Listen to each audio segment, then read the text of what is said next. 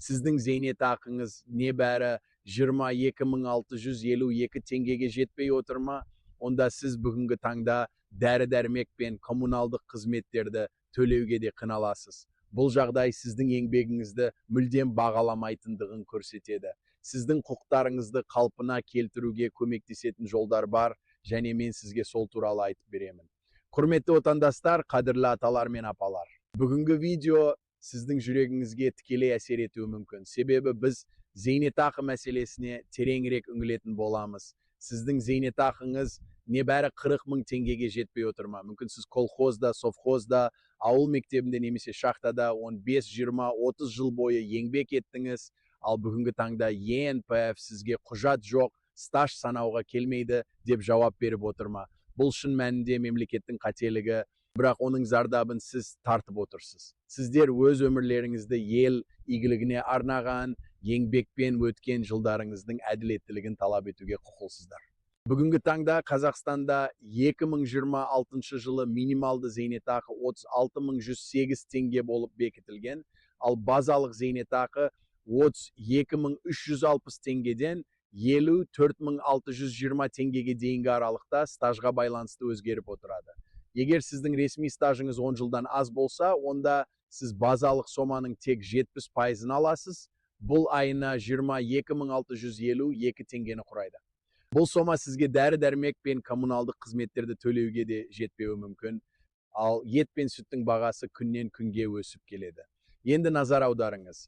Егер сіз архивте жоғалған 8-ден 10 жылға дейінгі стажды куәгерлер немесе сот арқылы қалпына келтіре алсаңыз, әрбір қосымша жыл сіздің зейнетақыңызға шамамен 2700-ден 3200 теңгеге дейін қосады. Бұл дегеніміз 10 жылға жетпейтін стаждың қайта қалпына келтірілуі айына 27-ден 32 мың теңгеге дейін қосымша табыс әкеледі, ал жылдық есеппен 324-тен 384 мың теңгеге дейін артады деген сөз. Біздің бүгінгі видео барысында сіздерге архивте құжат жоқ болса не істеу керектігін, қай куәгерлер жарамды екенін, азаматтарға арналған үкімет немесе ЦОН сізге құжат жоқ деп айтса, ары қарай қайда жүгіну керектігін, сотсыз қалай шешуге болатын, сотқа беру қанша тұратын толық түсіндіремін. Барлығын 12 минутта толық түсіндіремін. Сондықтан осы видеоны соңына дейін қараңыз, себебі бұл сіздің зейнетақыңызды арттырудың нақты жолы болып табылады. Бұл сіздің өміріңізді жеңілдетіп, әділеттілікті қалпына келтіруге көмектеседі. Қадірлі аталар мен апалар, сіздер бұл мүмкіндікті жіберіп алмаңыздар. Қадірлі аталар мен апалар, сіздерге бүгінгі әңгіменің жүрегіңізге әсер етуі мүмкін екенін айтқым келеді. Сіздерге өмірлеріңіздегі ең ауыр жылдарды еске салғым келеді. Сол жылдарда сіздер колхозда, совхозда, шахтада, немесе ауыл мектебінде еңбек еттіңіздер. Сіздер таңның атуымен басталып, күннің батуының алдында ғана аяқталатын ауыр жұмысты атқардыңыздар. Қолдарыңызға шор түсіп, арттарыңызда терең из қалдырған еңбек жолдарыңыз әрбірімізге белгілі. Бірақ өкінішке орай бүгінгі таңда сіздердің еңбектеріңіз әділ бағаланбай, көптеген зейнеткерлеріміз өз еңбегінің жемісін көре алмай отыр.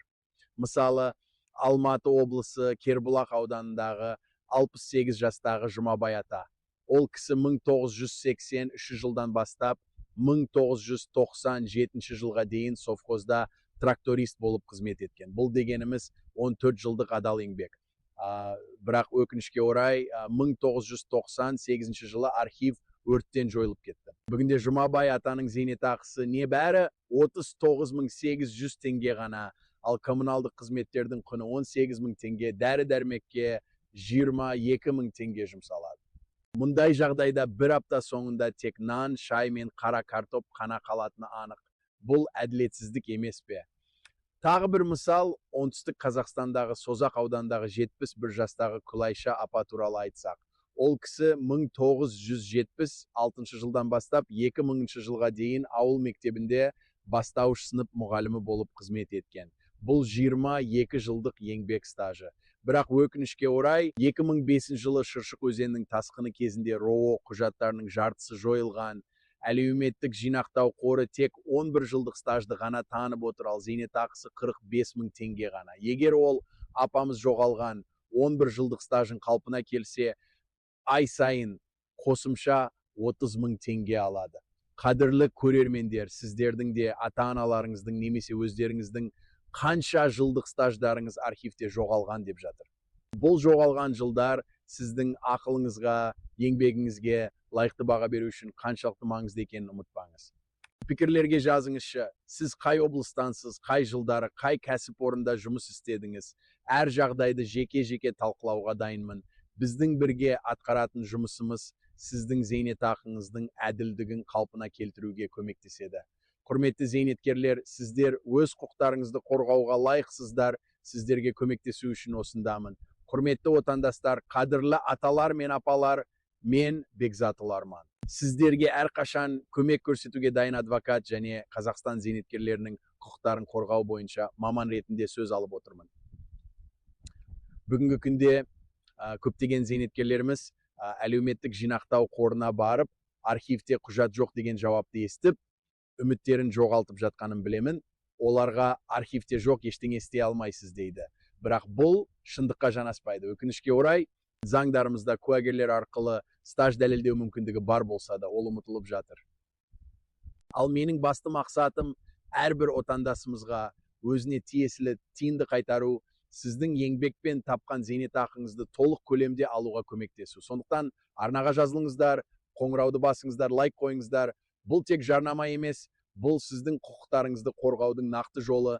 Біздің арна сіздерге заңды қалқан болуға арналған, біз сіздерге пайдалы ақпарат пен заңды түсіндіру арқылы көмектесеміз. Заңды білмеу өз ақшаларыңызды жоғалту дегенді білдіреді. Ал біздің арна сіздің заңды қалқаныңыз. Біз сіздерге күрделі заңдарды қарапайым тілмен түсіндіреміз. Ешбір қиындықсыз зейнетақыңызды арттырудың жолдарын айтамыз. Бұл видеоны колхозда, совхозда, ауыл мектебінде, ауыл ауруханасында, зауытта, шахтада жұмыс істеген ата-анаңызға, ағаңызға, апаңызға жіберіңіздер. Олардың 90-шы жылдардағы стажы алтыннан қымбат екенін ұмытпаңыздар. Олар сол жылдары сансыз қиындықтарды бастан кешіп, бүгінгі күнге жетті. Енді олардың еңбегі әділ бағаланып, зейнетақылары толық көлемде төленуі тиіс. Сондықтан арнаға жазылып, қоңырауды басуыңызды сұраймын. Себебі біз әрбір қарт адамға әділдік пен мүмкіндік қайтаруға тырысамыз. Сіздің жазылуыңыз біздің жұмысымызды жалғастыруға мотивация береді, ал сіздің пікірлеріңіз бізге бағыт береді. Қадірлі аталар мен апалар, сіздер бұл мүмкіндікті жіберіп алмаңыздар.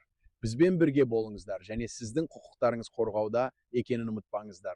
Қадірлі аталар мен апалар, құрметті отандастар. Бүгін біз сіздермен зейнетақы жүйесінің тарихи контекстіне үңілмекпіз. Кеңес одағы кезінде, яғни 1975 пен 1990 жылдар аралығында еңбек кітапшалары әр кәсіпорында қатаң сақталып, архив 3 рет көшірмесі жасалатын еді. Бұл жүйе жоғалту мүмкіндігінен алыс болатын.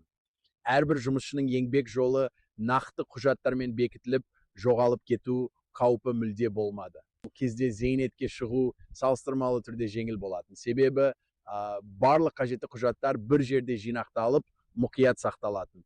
Бірақ 1991 жылы еліміз тәуелсіздік алған соң көптеген кәсіпорындар бірден жабылып қалды, ал колхоздар мен совхоздар таратылып, жұмысшылардың құжаттары облыстық мұрағатқа емес, жеке адамдардың үйлеріне не болмаса қоймаларға тасталды. Бұл жағдай көптеген адамдардың еңбек стажын дәлелдеуге қиындық туғызды.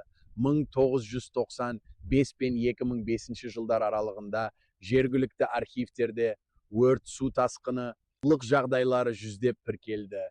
Мысалы, Қарағанды, Жамбыл, Солтүстік Қазақстан облыстарында 1995 пен 2005 жылдар арасында құжаттардың 30-дан 40%-ға дейін жойылғаны тіркелген.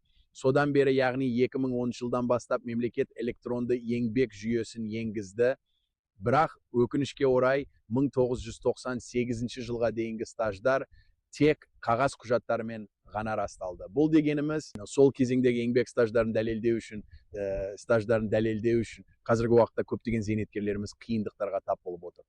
2024 пен 2026 жылдар аралығында әлеуметтік кодекс пен 2023 жылғы медициналық әлеуметтік сараптама жүргізу қағидаларының жаңа редакциясы куәгерлер арқылы стажды тіркеуді заңды түрде растады.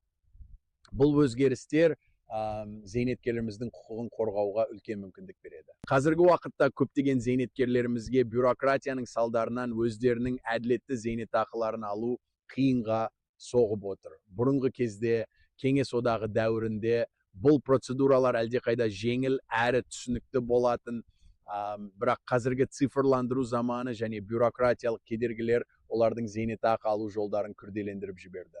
Қазіргі уақытта құжаттарды қалпына келтіру үшін зейнеткерлерімізге бірнеше құзырлы органдарға жүгіну, куәгерлерді табу және сот процестеріне қатысу қажет болып отыр.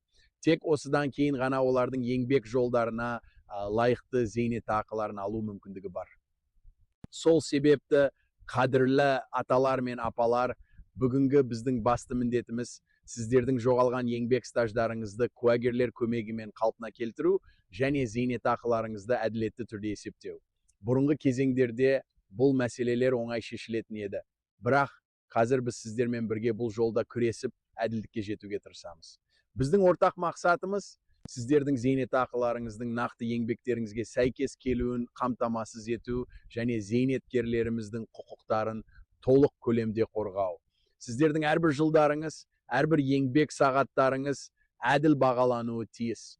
Қадірлі аталар мен апалар, біз бүгін сіздерге зейнетақыны қайта есептеудің заңдық негіздерін қарастырып, архивсіз стаждарды қалай дәлелдеуге болатынын түсіндіреміз. Бұл мәселеде басты құжат 2023 жылғы 20 сәуірдегі әлеуметтік кодекс болып табылады. Оның 205 мен 220 баптары және мемлекеттік базалық зейнетақы төлемін тағайындау қағидалары үкімет қаулысы арқылы реттеледі. Бұл заңдар мен қағидалар зейнетақы жүйесінде әділдікті қамтамасыз етеді. Егер сіздің еңбек стажыңыз архивте сақталмаған болса, оны куәгерлер көмегімен дәлелдеу мүмкіндігін береді. Заң бойынша, егер кәсіпорын таратылса, архив жоғалса немесе жойылса, сіздің еңбек стажыңызды куәгерлер арқылы дәлелдеуге болады. Бұл куәгерлер өздерінің еңбек кітапшасы арқылы сол кәсіпорында сол жылдарда жұмыс істегенін растауы қажет. Бұл жерде нақты талап куәгерлердің еңбек кітапшаларында сізбен бір жылдарда жұмыс істегендігі туралы жазбалар болуы шарт. Бұл талап етілетін куәгерлер саны 2 адам. Заңда айтылғандай, әрбір расталған жыл жалпы зейнетақы коэффициентіне 0,1 қосады. Бұл орташа жалақыдан есептегенде айына 2700-ден 3200 теңгеге дейін қосымша зейнетақы төленеді егер сіз 10 жыл стажыңызды қалпына келтірсеңіз. Бұл айына 27.000-нан 32.000 теңгеге дейін қосымша табыс әкеледі. Сотқа жүгіну кезінде мемлекеттік бажды ескеру қажет. Егер сіз материалдық емес талаппен, яғни юридикалық фактіні анықтаумен сотқа жүгінсеңіз, бұл үшін сіз тек айлық есептік көрсеткіштің 50%-ын төлеуіңіз керек. Ол 2162 теңге. Егер материалдық талап болса, ол талап сомасынан 1%, бірақ 10.000 айлық есептік көрсеткіштен аспайды. 2026 жылғы айлық есептік көрсеткіш 4325 теңге болады. Сондықтан зейнетақы пайызына құқықты қалпына келтіру материалдық емес талап, яғни сіз тек 2162 теңге төлейсіз, 20.000 емес. Сонымен қатар, егер сізде мүгедектік тобы немесе жалғыз тұратын зейнеткер мәртебесі болса, онда салық кодексінің 610 бабына сәйкес мемлекеттік баждан толық босатылу мүмкіндігі бар. Айта кететін жайт, төлеу орталығы немесе ЕНПФ сізге архивте жоқ құжаттарды қалпына келтіру мүмкін емес деп айтса, бұл шындыққа жанаспайды. Заңда куәгерлер арқылы стаж дәлелдеу бар, ол ұмытылып жатыр. Сіздің міндетіңіз осындай жағдайда өз құқығыңызды қорғау және қажетті құжаттарды жинап куәгерлерді табу. ЕНПФ немесе ЦОН арқылы еңбек стажын растау өтінішін беріп, куәгерлердің жазбаша куәлігін қоса ұсыну қажет. Егер оң шешім шықпаса, онда сотқа жүгіну қажет. Сотқа жүгінген кезде сіз өзіңіздің еңбек кітапшаңыздың көшірмесін, ЕНПФ-тің жазбаша бас тартуын, куәгерлердің еңбек кітапшаларының көшірмелерін, олардың өтініштерін, мемлекеттік баждың төленгені туралы түбіртекті қоса беруіңіз керек. Сот шешімін алғаннан кейін, ол заңды күшіне енгеннен кейінгі 15 жұмыс күні ішінде ЕНПФ-ке тапсыру керек. ЕНПФ 30 күн ішінде зейнетақыны қайта есептейді. Егер сіз сотқа берген күннен бастап 3 жыл артқа қайтарып алуды талап етсеңіз, бұл шамамен 1 миллион теңгеге жетуі мүмкін. Осылайша, сіздің еңбек жолыңызға лайықты зейнетақыңызды алу үшін архивсіз стаждарды куәгерлер арқылы дәлелдеуге болады және бұл заңды жолмен жүзеге асырылады. Қадірлі аталар мен апалар, сіздердің әділ зейнетақыларыңызға қол жеткізу жолында біз әрдайым бірге боламыз және сіздердің құқықтарыңызды қорғауға бар күшімізді саламыз. Қадірлі аталар мен апалар, енді сіздерге зейнетақыңыздың дұрыс есептелуін қамтамасыз ету үшін нақты қадамдарды жасайтын кез келді.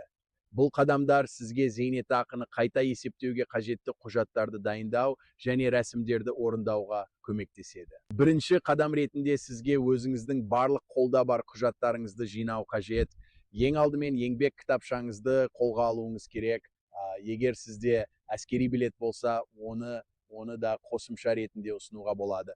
Сонымен қатар, егер колхоз немесе совхозда жұмыс істеген кезіңізде қандай да бір ресми құжаттар қалса, мысалы жалақы ведомосы, еңбек демалысына шыққандығыңыз туралы мәліметтер немесе әлеуметтік кепілдіктер туралы құжаттар болса, оларды да жинаңыз. Ескі фото суреттер, мысалы команың жалпы суреті немесе техника алдында түскен суреттер де маңызды болуы мүмкін.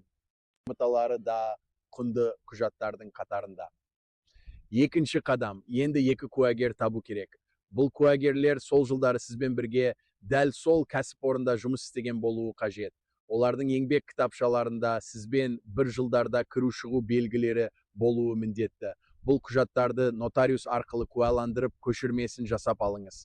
Куәгердің Қазақстан Республикасының азаматы болуы шарт емес. Бірақ олар сізбен бірге жұмыс істегенін растай алуы керек. Осылайша сіздің бұрынғы әріптестеріңізді іздеу маңызды. Үшінші қадам, алдымен сотсыз шешім іздеу мақсатында ОПВ немесе ЦОН, яғни азаматтарға арналған үкімет мемлекеттік корпорациясы арқылы ЕНПФ-ке еңбек стажын растау өтінішін беруіңіз қажет. Бұл өтінішке куәгерлердің жазбаша куәліктерін қоса ұсыну керек. Олардың әрқайсысы нотариуста куәландырылған болуы шарт. Бұл